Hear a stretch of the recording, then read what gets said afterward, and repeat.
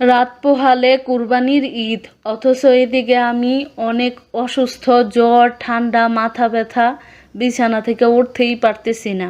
কুরবানির ঈদে কুরবানি দেওয়া হোক আর না দেওয়া হোক, সংসারে কিন্তু মহিলাদের, ঘরের বউদের অনেক রকমের কাজ থাকে, যা কুরবানি দিলেও করতে হয়, না দিলেও করতে হয়।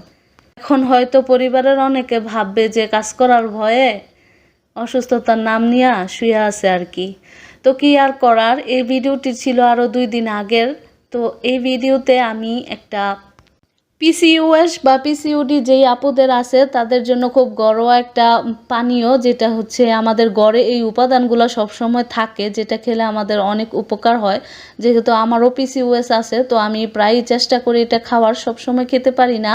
তো এখানে হচ্ছে কুসুম গরম পানির সাথে লেবুর রস, দারুচিনির গুঁড়া আর হচ্ছে অথেন্টিক হলুদের গুঁড়া মিশিয়ে সকালবেলা খালি পেটে খেতে হবে। তো আমার সকালবেলা খেতে মনে ছিল না, প্রায়ই হচ্ছে ভুলে যাই।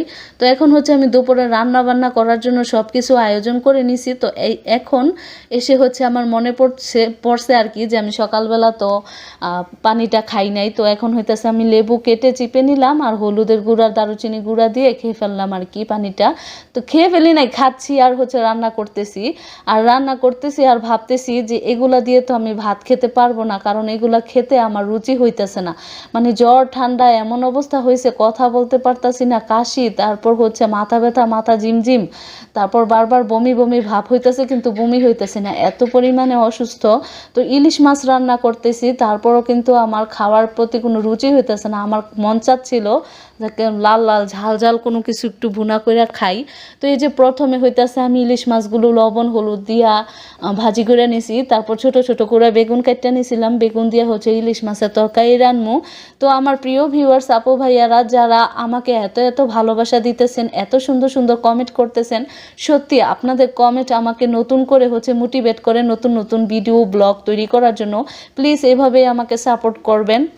ভবিষ্যতে এভাবে লাইক দিয়ে আমার সম্পূর্ণ ভিডিওটি দেখে সুন্দর সুন্দর কমেন্ট করবেন। আর আমিও যথেষ্ট চেষ্টা করি আপনাদের ব্লগ দেখার জন্য। হয়তোবা সবসময় কমেন্ট করে ওঠা হয় না, কিন্তু বেশিরভাগ সময়ই আমি আপনাদের ব্লগগুলো দেখি।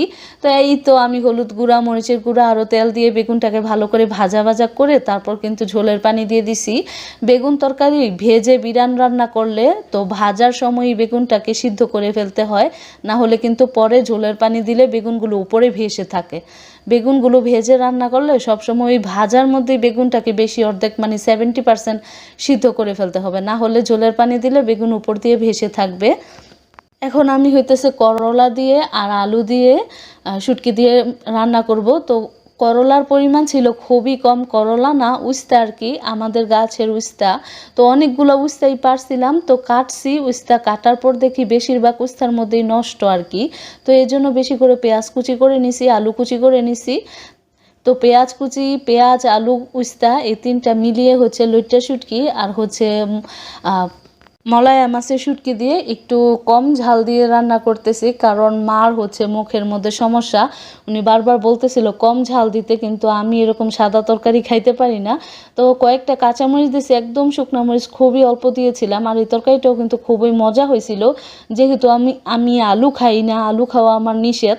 তো এখানে খুবই অল্প পরিমাণে উস্তা ছিল আর আলু ছিল অনেক বেশি। তো আমি ভাবতেছিলাম কি দিয়ে ভাত খাবো। তো আমি কয়দিন আগে রেহেনা রাখি আপুর ব্লগ চ্যানেলে আপুকে দেখছিলাম ঠিক এইভাবে হাতে মেখে লইট্টা শুটকির তরকারি রান্না করে। আমি কিন্তু আপুর অনেক ফ্যান। ওই ছোটোবেলায় যখন টিভিতে কবুলিয়তনামা নাটক দেখছি তখন থেকে হইতেছে আমি রাখি আপুর ফ্যান। তো রেহেনা রাখি আপুর রেসিপিতে আজকে হচ্ছে আমি হাতে মেখে, এইভাবে কখনো লইট্টা শুটকির ভুনা করি নাই। তো আমার মাথার মধ্যে ওইটাই কাজ করতেছিল যে আমি লইট্টা শুটকি দিয়ে আজকে হাতে মেখে এরকম ঝাল ঝাল করে রান্না করব। তো আমি মোটা মোটা করে পেঁয়াজ কেটে নিয়েছি, আপুরও দেখছিলাম ভিডিওতে এরকম মোটা মোটা করে পেঁয়াজ কেটে, তারপর কতগুলা রসুনের কোয়া, আমি কতগুলা দেশি রসুনের কোয়া মাঝখান দিয়ে ফেরে, তারপর হচ্ছে আমরা শুটকি বাগার দিলে রসুন বাটা দিলেও কিন্তু রসুন এরকম আস্ত দেই না কখনো। কিন্তু আজকে যেহেতু শুধু আমার আন্দাজে করছি, তো এখানে আমি 3টা বড় বড় সাইজের পেঁয়াজ মোটা মোটা করে কেটে নিছি। আর 2টা লইট্টা শুটকি হচ্ছে আগেই পানিতে ভিজিয়ে রাখছিলাম। তো পানিতে ভিজিয়ে রেখে লইট্টা শুটকি ভালো করে ধুইয়া নিছি। লইট্টা শুটকি তারপর কাঁচামরিচ, রসুন, হলুদের গুঁড়া, মরিচের গুঁড়া একটু বেশি করে তেল দিয়ে আমি হাতে মাইখা হাতটা ধুইয়া যতটুকু পানি হয় আর কি, হাত ধুয়ে অল্প একটু পানি দিয়ে একদম নিবা নিবা জালে বসাই দিছি, হইতে থাকবে। আর এদিকে হইতেছে আমি আদা আর রসুন, সকালবেলা হচ্ছে 1 কেজি আদা 1 কেজি রসুন এই শরীর নিয়ে হচ্ছে কাটছি সব। 1 কেজি দেশি আদা দেশি রসুন, রসুন কাটতে কিন্তু কষ্ট বেশি হয় আর আদা কিন্তু কষ্ট হয়, তারপরও রসুনের থেকে কম। আর যদি এগুলো ইন্ডিয়ান বা চায়না রসুন হইতো তাহলে কিন্তু কাটতে অনেক কষ্ট কম হইতো, তারপরও দেশি রসুনের ঝাঁজ বেশি, অল্প দিলেই তরকারি মজা হয়ে যায়। আর এই যে আমার স্পেশাল শুটকি বোনা, আর হইতেছে গতকাল ডাল রান্না করছিলাম, সে ডালটাকে একদম শুকনা শুকনা করে নিছি। তো আমি আমার ভাত নিয়ে নিছি, করলা তরকারি নিয়ে নিছি, লেবু নিয়ে নিছি, আর হচ্ছে ঝাল ঝাল হাতে মাখা শুটকি বোনা, আর হচ্ছে শুকনা ডাল, গতকালকে শুকনা ডাল একদম শুকনা শুকনা করে নিছি। তো এখন ডাল দিয়ে আর শুটকি ভুনা দিয়ে আর উস্তা তরকারি দিয়ে খাবো। ভিডিওতে সুন্দর করে দেখানোর জন্য উস্তা তরকারি অনেকগুলা নিয়েছিলাম, পরে আর এতগুলা খাইতে পারি নাই, তুইলা থুয়ে দিছি। আর এই শুটকির তরকারিটা যে এত মজা হইব আমি বুঝতে পারি নাই, এত মজা লাগছিল আমার কাছে। তো আমি হইতেছে পরে ভাবলাম যে না এতগুলা খাবো না, অর্ধেকটা হচ্ছে অর্ধেক পরিমাণে খাইছি, আর অর্ধেকটা হচ্ছে আপনাদের ভাইয়ার জন্য রেখে দিছিলাম, সে বাড়িতে ছিল না, আইসা খাইয়া এত প্রশংসা করছে। তো আমি ভাবতেছি যে কয়দিন পর পরই এবার এইভাবে রান্না করব। লইট্টা শুটকি বোনা তো সবসময় অন্যভাবে করি, কিন্তু এখন থেকে মাঝে মাঝে এইভাবেও করব। তো এইভাবে করে আপু ভাইয়েরা খেয়ে দেখতে পারেন, আসলে কিন্তু অনেক মজা। তো আজকের ব্লগটি ছিল এই পর্যন্তই, সবাই ভালো থাকবেন, সুস্থ থাকবেন, আল্লাহ হাফেজ।